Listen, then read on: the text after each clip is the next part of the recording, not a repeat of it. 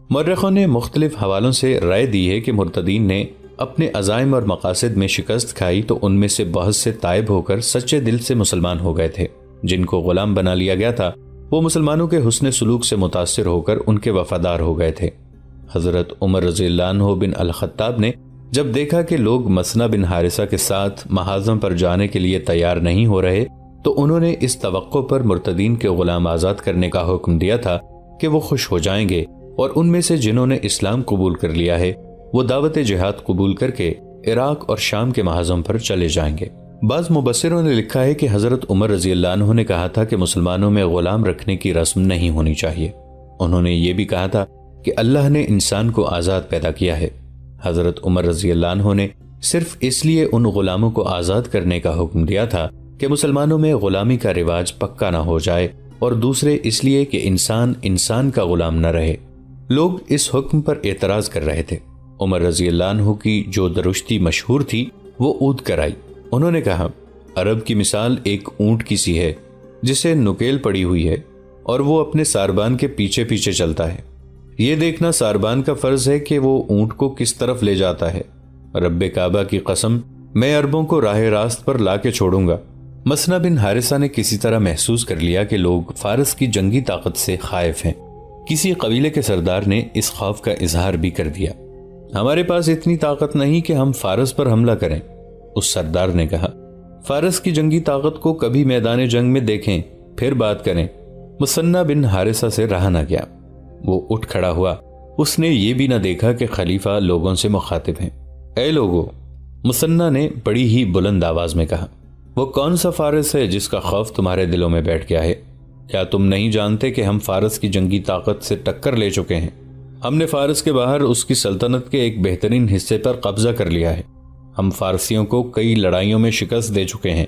ہم نے بابل کے کھنڈرات میں فارسیوں کو شکست دی ہے، لیکن مشکل یہ پیش آ گئی ہے کہ فارس کے بادشاہ نے اپنی ہاری ہوئی فوج کے لیے کمک بھیج دی ہے، مگر ہم کمک سے محروم ہیں۔ کیا تم یہ بھی نہیں کر سکتے کہ جو مجاہدین شہید ہو گئے ہیں ان کی کمی پوری کر دو؟ تمہارے دل اتنے پتھر کیوں ہو گئے ہیں کہ جو اللہ کی راہ میں کفر کے خاتمے کے لیے لڑتے ہوئے زخمیوں سے چھلنی ہو کر بیکار ہو گئے ہیں؟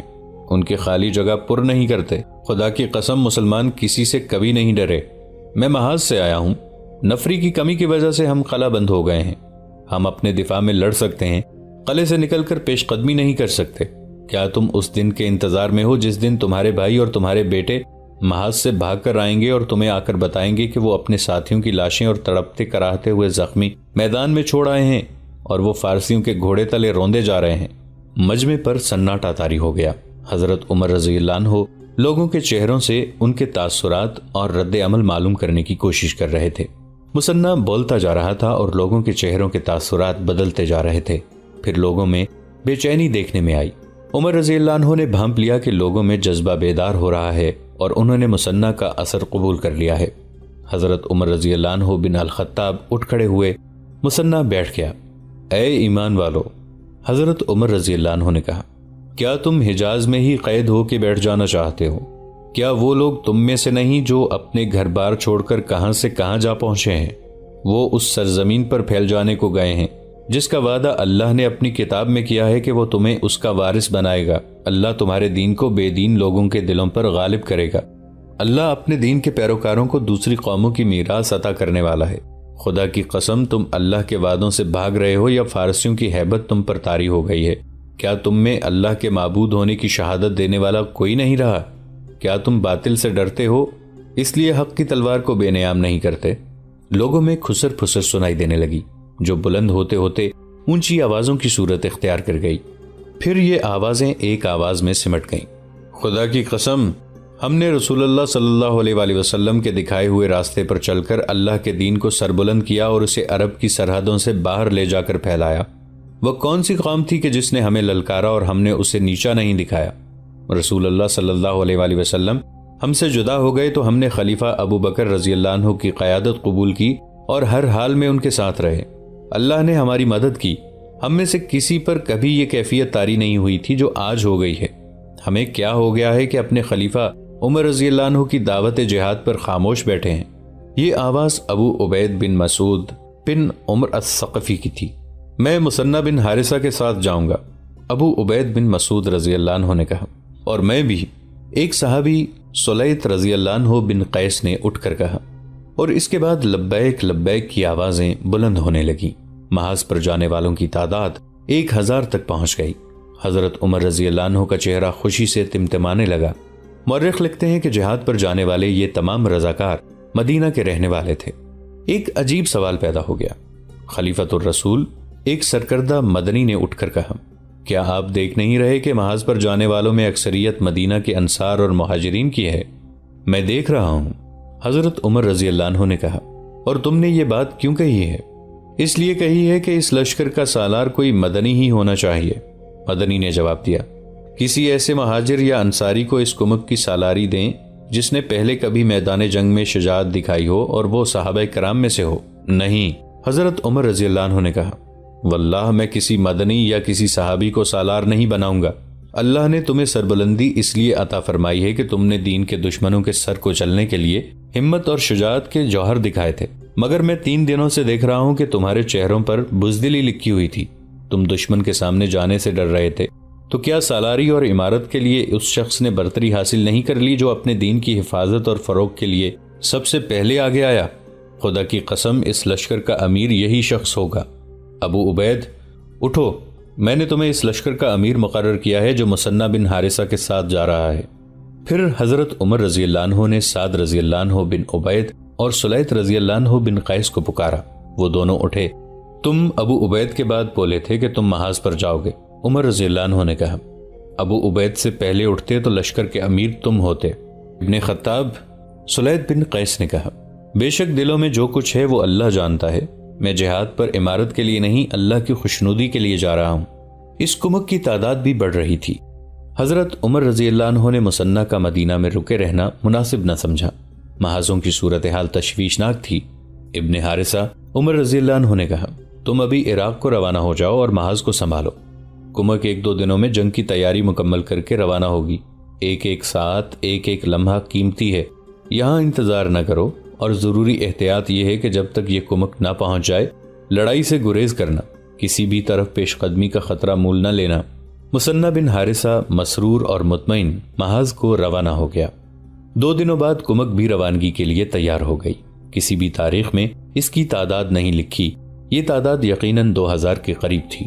ابو عبید حضرت عمر رضی اللہ عنہ نے بوقت رخصت ابو عبید کو آخری ہدایت دی، تمہیں محاذ پر رسول اللہ صلی اللہ علیہ وآلہ وسلم کے کئی صحابہ ملیں گے، وہ جو کہیں گے اس پر عمل کرنا۔ تم کمک کے اس لشکر کے امیر ہو، محاذ پر جا کر تم اس کے سالار ہوگے۔ کوئی کارروائی اور کوئی فیصلہ صحابہ کرام کے مشورے کے بغیر نہ کرنا، جلد بازی سے کام نہ لینا۔ تم بہت بڑی بادشاہی کے خلاف لڑنے جا رہے ہو۔ جنگ میں کامیابی حاصل کرنے کے لیے ہر صورتحال کو ٹھنڈے دل سے سوچنے کی اور ہر موقع سے فائدہ اٹھانے کی ضرورت ہوتی ہے۔ الوداع ابو عبید، اللہ تمہارے ساتھ ہے۔ حضرت عمر رضی اللہ عنہ کچھ دور تک اس لشکر کے ساتھ گئے۔ دور جا کر ابو عبید نے پیچھے دیکھا، مدینہ کے باہر اور مکانوں کی چھتوں پر مردوں اور عورتوں کے ہاتھ بلند ہو کر ہل رہے تھے۔ کمک کا مسئلہ حل ہو گیا تو حضرت عمر رضی اللہ عنہ نے اپنے اس حکم پر توجہ مرکوز کر لی کہ ارتداد کے خلاف جہاد کے دوران جن مرتدین کو غلام بنایا گیا تھا انہیں آزاد کر دیا جائے۔ ان غلاموں کے آقا اس حکم پر خوش نہیں تھے، لیکن عمر رضی اللہ عنہ اپنے احکام منوانا جانتے تھے۔ انہوں نے اپنے انتظام کے تحت گھر گھر اپنا یہ حکم پہنچا دیا کہ غلاموں کو آزاد کر دیا جائے۔ لوگ غلاموں کو آزاد کرنے لگے۔ مدینہ کی چھوٹی سی ایک مضافاتی بستی میں اونٹوں اور گھوڑوں کا ایک تاجر رہتا تھا جس کا نام ابو زبیر تھا۔ دولت مند آدمی تھا۔ وہ تھا تو گھوڑوں کا سوداگر جو ادھر ادھر سے گھوڑے لا کر بیچتا تھا، لیکن وہ گھوڑوں کے دوسرے سوداگروں سے اس لحاظ سے مختلف تھا کہ وہ گھوڑوں کو جنگی تربیت بھی دیتا تھا۔ اس کے سدائے ہوئے گھوڑے میدان جنگ کے لیے کارآمد اور قابل اعتماد ثابت ہوتے تھے۔ ابو زبیر جو اپنے قبیلے کا ایک سرکردہ فرد تھا، میدان جنگ کا شاہ سوار تھا اور تیغ زنی میں خصوصی مہارت رکھتا تھا۔ رسول اللہ صلی اللہ علیہ وآلہ وسلم کے وصال کے بعد ارتداد کا فتنہ ابھرا تو خلیفہ اول ابو بکر رضی اللہ عنہ نے مرتدین کے خلاف جہاد کا اعلان کیا۔ ابو زبیر بھی اس جہاد میں شریک ہوا۔ اس وقت اس کی عمر 60 سال ہو چکی تھی۔ مجاہدین کے لشکر میں اسے کوئی عہدہ حاصل نہیں تھا۔ اس کی حیثیت سپاہی جیسی تھی۔ اس نے 2 مارکے لڑے تھے۔ وہ ارتداد کے خاتمے تک لڑنے کا عزم لے کر گیا تھا، لیکن اس کے گھوڑے کی آنکھ میں تیر اتر گیا۔ گھوڑا اتنی زور سے اچھل کر بھاگا کہ ابو زبیر گھوڑے سے گر پڑا۔ یہ گھمسان کا مارکا تھا، کسی اور گھوڑے کا پاؤں اس کے کولے پر پڑا اور وہ اٹھنے کے قابل نہ رہا۔ وہ بڑی مشکل سے اپنے آپ کو گھسیٹتا مارکے سے نکل گیا۔ اس کی مرہم پٹی تو ہو گئی، لیکن ٹانگ کے جوڑ میں ایسا نقص پیدا ہو گیا تھا کہ وہ صرف چلنے کے قابل رہ گیا تھا، اور وہ بھی آہستہ آہستہ۔ وہ مدینہ کے قریب اپنے گاؤں واپس آ گیا۔ وہ خالی ہاتھ واپس نہیں آیا تھا، اس کے ساتھ مرتدین کی ایک ادھیڑ عمر عورت اور اس عورت کی بیٹی تھی جس کی عمر 17-18 سال تھی۔ اس کے قبیلے کے چند ایک آدمی اس کے ساتھ جہاد میں شریک تھے۔ ابو زبیر زخمی ہو گیا اور مدینہ کو واپس جانے لگا تو اس کے قبیلے کا ایک آدمی اس ادھیڑ عمر عورت اور اس کی نوجوان بیٹی کو ساتھ لیے اس کے پاس آیا۔ یہ مال غنیمت ہے ابو زبیر، اس آدمی نے کہا، اس کے اہل تم ہی ہو، یہ ماں بیٹی لونڈیاں ہیں، ہم انہیں کیا کریں گے؟ یہ تم جیسے خوشحال سوداگر کے گھر میں ہی اچھی لگتی ہیں۔ ابو زبیر کا زخم ٹھیک ہو گیا اور وہ کام کاج کے قابل ہو گیا، لیکن میدان جنگ کے قابل نہ ہو سکا۔ اب وہ آہستہ آہستہ چلتا تھا۔ اس کی 3 بیویاں تھیں جن سے اس کے 7 بیٹے تھے۔ سب سے بڑے بیٹے کی عمر 30 سال کے قریب تھی، باقی بیٹے جوان اور نوجوان تھے۔ اس نے سب بیٹوں کو اپنے پاس بلایا۔ میرے بیٹو، اس نے کہا، میں مرتدین کے خلاف لڑنے گیا تھا کہ یہ میرا فرض تھا، اور میں یہ 2 لونڈیاں اپنے ساتھ لایا ہوں کہ یہ میرا حق ہے، لیکن ان پر میرا اور تمہارا ایسا کوئی حق نہیں کہ ہم میں سے کوئی بھی انہیں بغیر نکاح کے بیویاں بنا لے، اور میں تم میں سے کسی کو اس نوجوان لونڈی کے ساتھ نکاح کرنے کی اجازت نہیں دوں گا۔ یہ گھر کا کام کاج کریں گی، لیکن ان سے اتنا ہی کام لیا جائے گا جتنا یہ کر سکتی ہیں۔ ابو زبیر نے اس لونڈی سے صرف ایک بار کہا تھا کہ وہ اپنی بیٹی کے ساتھ اسلام قبول کر لے تو ماں کی شادی اس کی عمر کے کسی مسلمان کے ساتھ کرا دی جائے گی، اور اس کی بیٹی کو وہ اپنی بہو بنا لے گا۔ ابو زبیر اس لڑکی کی شادی اپنے بڑے بیٹے کے ساتھ کرنا چاہتا تھا۔ ابو زبیر، اس عورت نے بڑے پختہ لہجے میں جواب دیا تھا، میرا جواب ایک ہی بار سن لے، میں اسلام قبول نہیں کروں گی۔ تو نے سوچا ہوگا کہ میں تیرے ہاتھوں میں مجبور اور محتاج ہوں اور تیری ہر بات مان لوں گی۔ نہیں ابو زبیر، تو جانتا ہے کہ میں کسی غریب باپ کی بیٹی نہیں، نہ میرا خامند غریب آدمی تھا، وہ قبیلے کے اہم آدمیوں میں سے تھا۔ میں تجھے حکم نہیں دے رہا عاصمہ، ابو زبیر نے کہا، جبر نہیں کر رہا، تیرے بھلے کی بات کہی ہے، حکم دے کے دیکھ لے، عاصمہ نے کہا۔ جبر کر کے دیکھ لے، مسلمانوں کے ہاتھوں میرا خامند قتل ہوا، میرے 2 بھائی قتل ہوئے ہیں، میرا گھر جلا دیا گیا ہے، تو بھی اس لڑائی میں شامل تھا۔ کیا ایسا نہیں ہو سکتا کہ میرے خامند یا بھائیوں کا قاتل تو ہی ہو سکتا ہے؟ ابو زبیر نے کہا، تو کیا ایسا نہیں ہوا کہ تیرے خامند اور بھائیوں کے ہاتھوں میرے کتنے ہی ساتھی زخمی اور قتل ہوئے ہوں؟ یہ لڑائی تھی عاصمہ، دونوں طرف کے آدمیوں کو زخمی اور قتل ہونا ہی تھا۔ اگر تیرا خامد اور قبیلے کے سردار وغیرہ دھوکہ نہ دیتے تو آج تو میرے گھر میں لونڈی نہ ہوتی۔ جسے تم لوگ دھوکہ کہتے ہو وہ ہمارے بزرگوں کی ایک چال تھی، عاصمہ نے کہا۔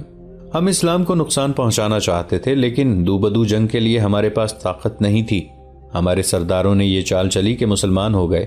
اس سے یہ فائدہ ہوا کہ تم لوگ ہمیں اپنا سمجھنے لگے اور ہم لوگ درپردہ تمہارے خلاف جنگ کی تیاریاں کرنے لگے۔ ہمارے بزرگ موزوں موقع ڈھونڈنے لگے اور تم لوگوں کے بزرگوں کو وہ موقع مل گیا۔ ابو زبیر نے عاصمہ کی بات کاٹتے ہوئے کہا، ہمارے رسول صلی اللہ علیہ وآلہ وسلم انتقال فرما گئے، تمہارے بزرگ اور سردار خوش ہوئے کہ اب مسلمان۔ ہاں ابو زبیر، عاصمہ درمیان میں بول پڑی، تو ٹھیک کہتا ہے، تم لوگ جیت گئے، لیکن میں اسلام قبول نہیں کروں گی، اپنے دشمن کا مذہب قبول نہیں کروں گی۔ میں تیری لونڈی ہوں، میری بیٹی تیری لونڈی ہے، ہم دونوں سے تجھے کوئی شکایت نہیں ہوگی، تیری کسی بیوی کو کوئی شکایت نہیں ہوگی، اور تجھے اس گھر کے کسی فرد سے کوئی شکایت نہیں ہوگی۔ ابو زبیر نے کہا، میرا کوئی بیٹا تیری اتنی خوبصورت بیٹی کو میلی آنکھ سے نہیں دیکھے گا۔ تیری شادی نہیں ہوئی تو کوئی فرق نہیں پڑے گا، تیری بیٹی کی شادی ہو جانی چاہیے۔ شادی کے لیے میں اسے مسلمان نہیں ہونے دوں گی۔ عاصمہ نے کہا، میں لڑکی کے باپ کے قاتلوں کو لڑکی نہیں دوں گی۔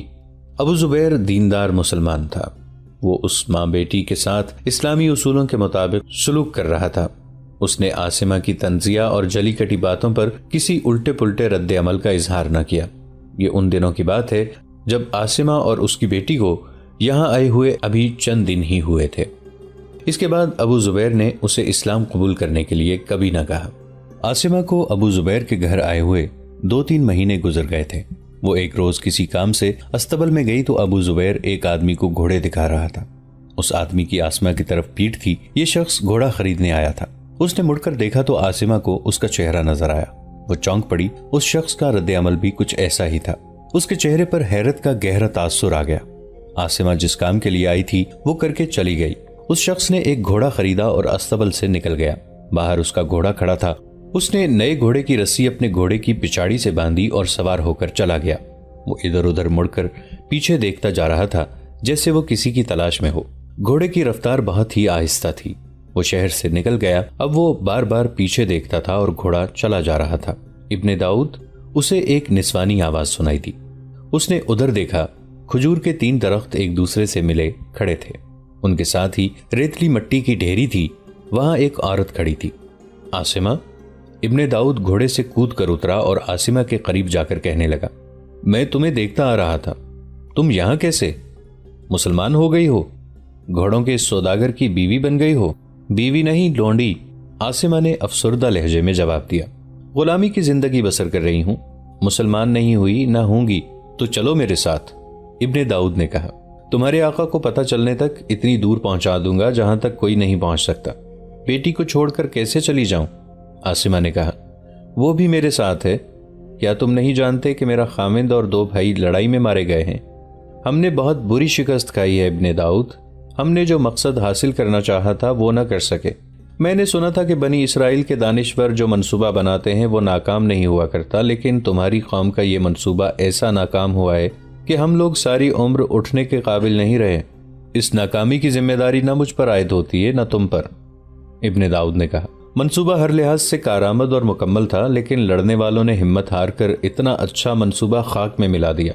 जानी नुकसान तो होना ही था। सबसे बड़ा नुकसान ये हुआ है कि इस्लाम की जड़ें पहले से ज्यादा मजबूत हो गई हैं। लेकिन मैं अभी हारी नहीं, आसिमा ने कहा। मैंने अपने भाइयों और अपने खामिन के खून का इंतकाम लेना है। कभी तो जी में आती है कि अपने इस आका अबू जुबैर को कत्ल कर दूं।